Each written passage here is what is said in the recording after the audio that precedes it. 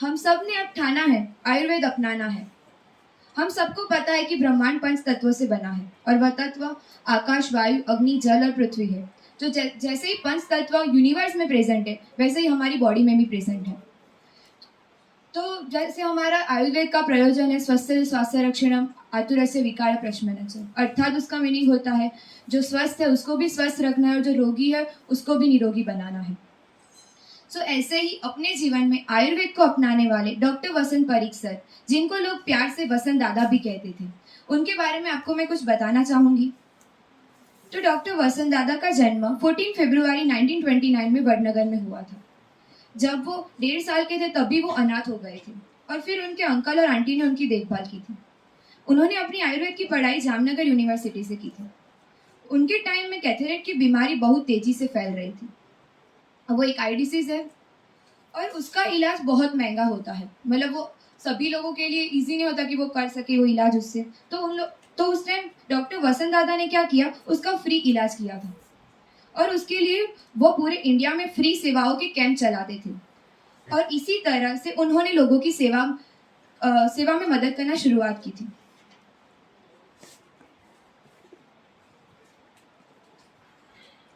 तब उस समय जब वो वडनगर आए तो वडनगर के लोग उन्हें पहचानते नहीं थे।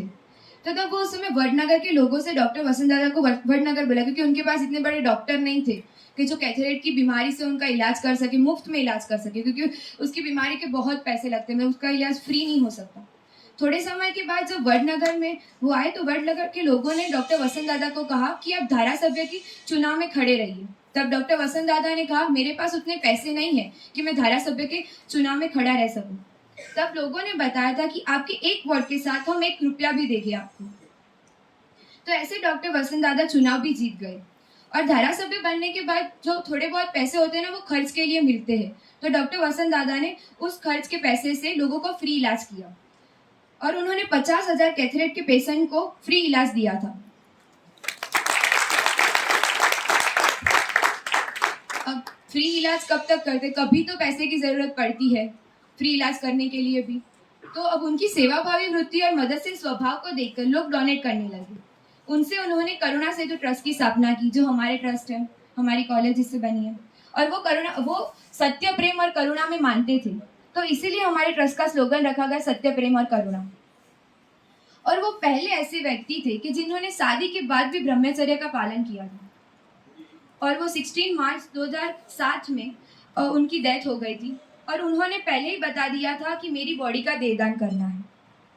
पर जब उनकी डेथ हुई उससे पहले वो जब नरेंद्र मोदी सर जो यहाँ पे रहते थे, वो नरेंद्र मोदी सर उनको अपना प्रथम गुरु मानते थे। तो जब भी वो सीएम बने तो नरेंद्र मोदी सर यहाँ वडनगर जितनी बार आते थे उतनी बार डॉक्टर वसंत दादा को मिलने आते थे और अपना प्रथम गुरु मानने की वजह से वो उनका कोई भी मतलब डाउट है, कोई भी क्वेश्चन है, वो डॉक्टर वसंत दादा के साथ शेयर करते थे। तो अभी वडनगर में एक टावर बना है जहाँ पे डॉक्टर वसंत दादा का नाम साथ में नरेंद्र मोदी सर का नाम भी लिखा गया है।